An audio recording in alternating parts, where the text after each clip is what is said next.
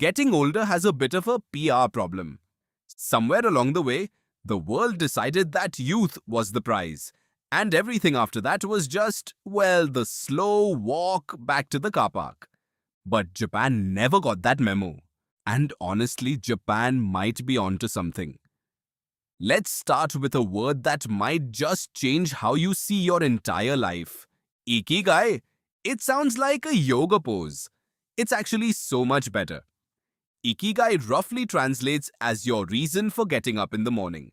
Not your alarm clock, not a screaming deadline, not someone else's emergency. Your actual, personal, genuine reason to exist today. And here's the fun part. It doesn't have to be grand. It doesn't have to be a TED Talk. It can be the perfect cup of coffee, the dog that needs walking, the friend who always makes you laugh too loud in public places.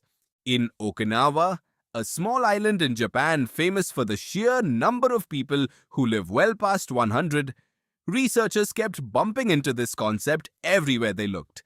Active 90-year-olds, sharp 95-year-olds, 102-year-olds with better social lives than most people in their 30s.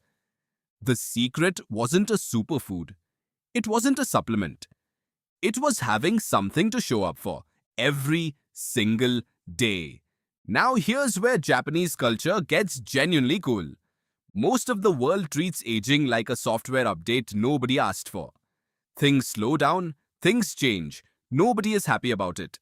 But Japan has this concept called Wabi-sabi. And Wabi-sabi is basically the philosophy that old, worn, imperfect things are actually the most beautiful things.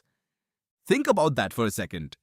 A tea bowl that has been cracked and repaired with gold is considered more beautiful than a brand new one. A weathered old temple covered in moss is more striking than a shiny new building.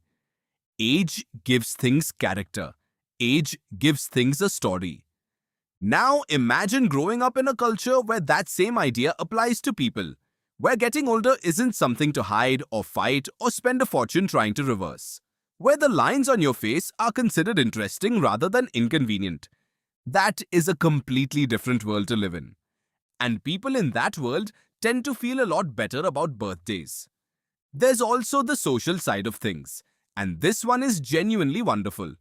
In Japan, there's a concept called Moai. A Moai is a small tight-knit group of people, often formed when you're young, who basically stick together for life. They meet up regularly, they share food, they look out for each other, they celebrate the good stuff and show up for the hard stuff. Think of it as a friend group, but one that actually lasts. And here's why this matters for aging.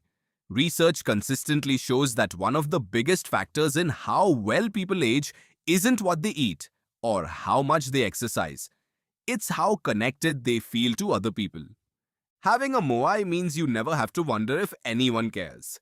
You already know they do. In a world where adult friendships can quietly fade into nothing after your 20s, Moai is a quietly radical idea. Japan also has a national holiday specifically to celebrate older people. It's called Kero no Hai, which means respect for the IJ Day. The whole country takes a moment to appreciate its elders. Not in a polite, forgettable way. In a genuine, this matters to us way. In Japan, getting older traditionally means gaining status.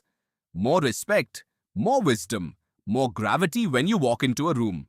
There's a reason the Japanese word for a senior or elder senpai carries real weight.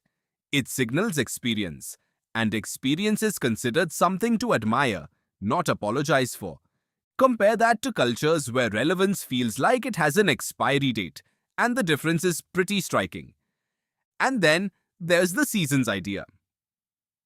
Japanese culture has long embraced the concept that life, like nature, moves through seasons: spring, summer, autumn, winter, each one different, each one beautiful in its own way. Nobody looks at autumn leaves and thinks, oh no, these leaves are getting old. They think, wow, look at those colors. What if we thought about people the same way? Each stage of life with its own particular kind of beauty, its own colors, its own things to offer.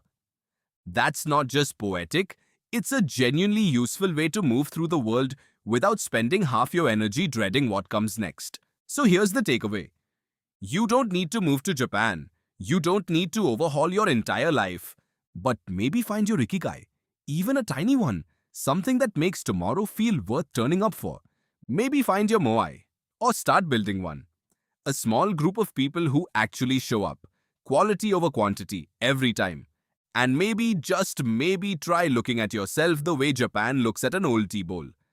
Not despite the years, because of them. Getting older isn't the plot twist. It might actually be where the story gets good.